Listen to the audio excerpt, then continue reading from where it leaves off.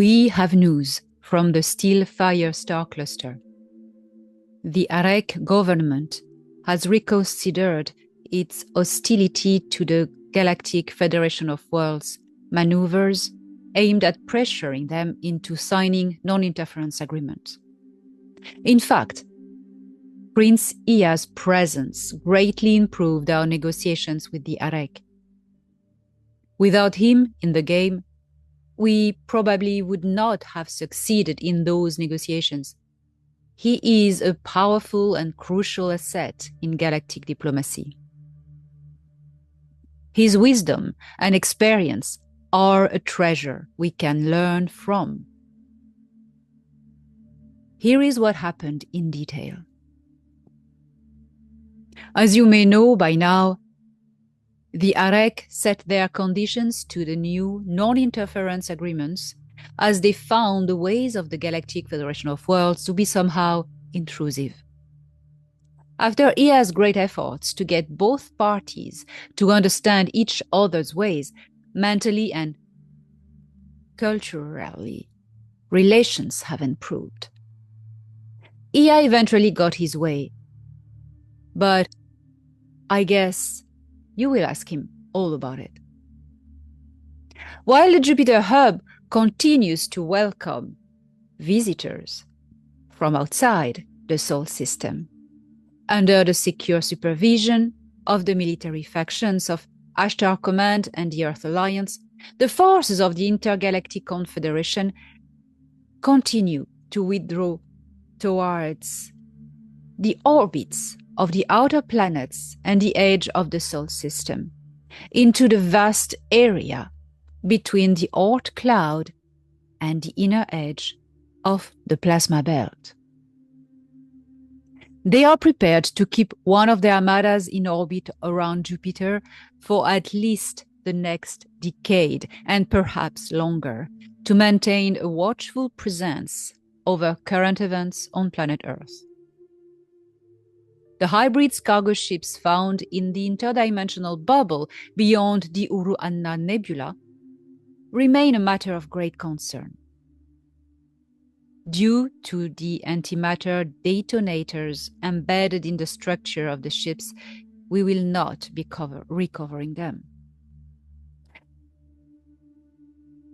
We have also discovered that all of the hybrid bodies we extracted from those cargo ships and placed in the medical station we brought there are carriers of mind programmings.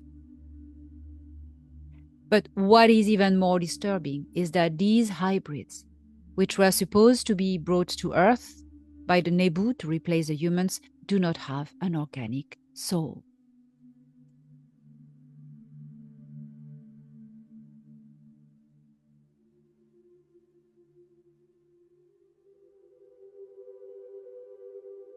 These bodies are inhabited by artificial intelligence, formerly linked to the core consciousness or queen of the Nebu hive, the very entity we infected and destroyed 3 Earth years ago.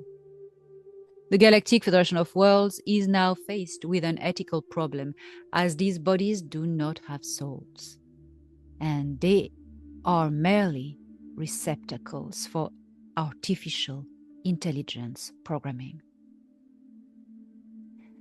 We still do not know what is the best way to deal with this problem.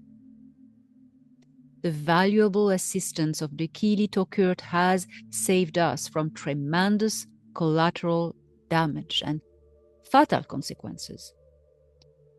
And we are still working with them to find a solution. The scientific cell of the Intergalactic Confederation, which you call the Cedars, has sent qualified personnel to assist in this investigation. The Anach Empire has also provided geneticists, and the Council of Al-Nilam is also involved in these operations. This is something we will continue to discuss in the coming times, as we must not rush anything in this problematic situation.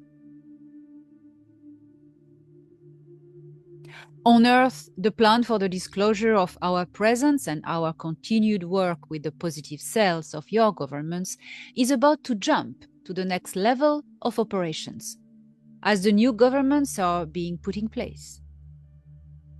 These will allow our common plan for disclosure to reach the public in a dynamic process that will eventually lead to a mediatized civilian contact. If all goes accordingly to this common plan between the Galactic Federation of Worlds and the positive factions of your governments, the next 2 years will see the unfolding of this great operation.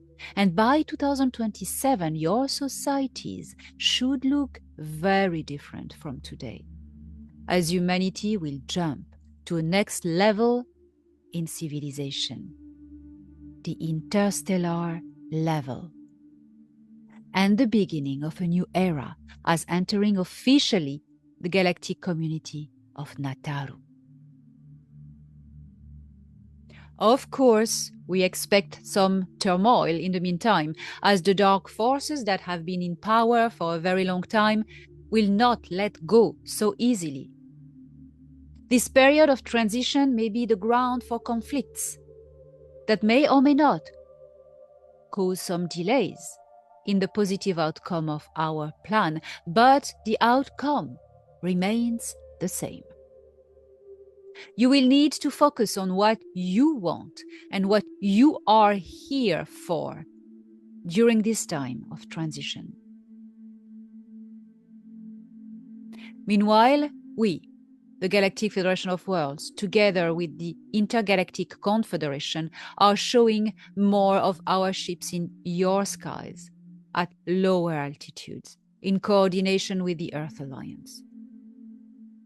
The newly appointed NORAD commander, a long-time associate of ours who has been a prominent presence in space aboard our ships and the Earth Alliance Solar Warden Fleet, will facilitate these low-altitude operations.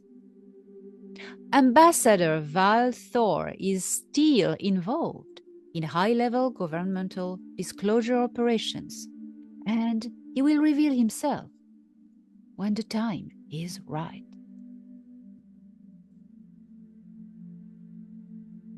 Drones are sent to fly over airports and important monuments to accustom the public to the existence of such technologies and the reality of extraterrestrial civilized life. Some of these drones are also manufactured on Earth by your military industries. And all the truth will come out. All of it. But in its own time.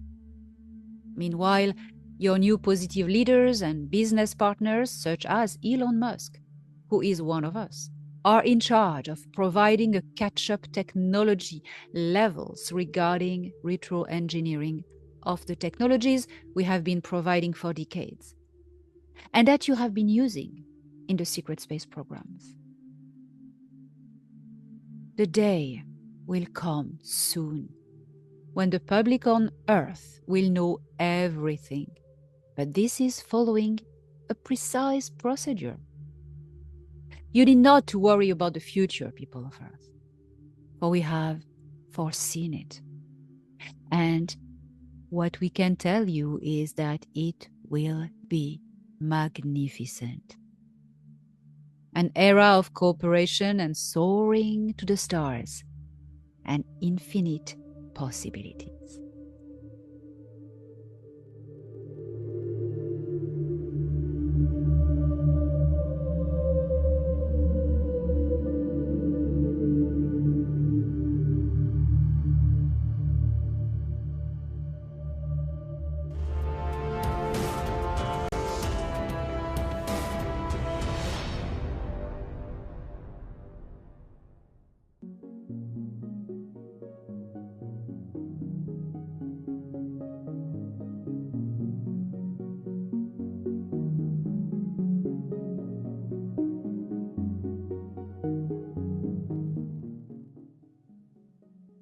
Greetings in love and in the radiance of the primordial light to all souls who have chosen to incarnate on the planet Terra at this time.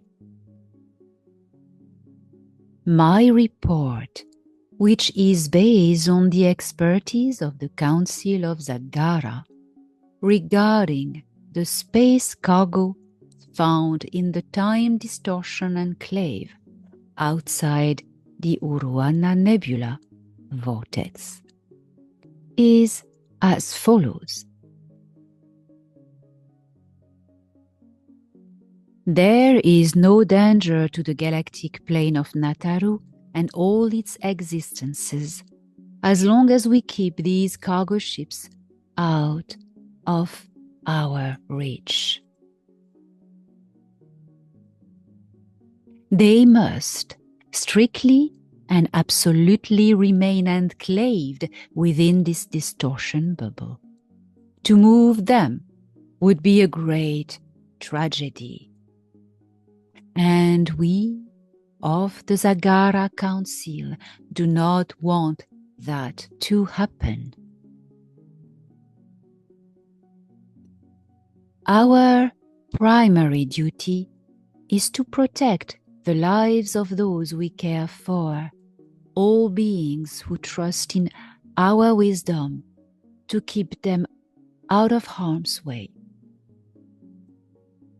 Therefore, we will resist any order to bring back even the smallest particle of matter from that place. The Nebu left us a poisoned gift, and if the Kili Tokert, formerly allied with them, had not warned us of the potential traps, we might have done the irreparable. But here it is, and the situation is as it is. Nothing will be taken out of the distortion anomaly. You asked about the fate of the many hybrid bodies in stasis. We will not answer on behalf of the Zagara Council. The United Nataru Alliance, which includes all of us in our totality, must speak. However, one fact shall be known. It has been discovered that the mass-produced hybrid bodies are not repositories of either organic or plasmic soul consciousness. They are empty bodies interfaced with artificial intelligence, ready to invade the world at the command of the Nebu Queen, which, as you may know, is no more in existence. We shall not retrieve the avatar bodies whose basic life functions are maintained by a biogel. Whatever is decided will be in favor of the safety of the inhabitants of our dear Nataru. That decision will be made in due time.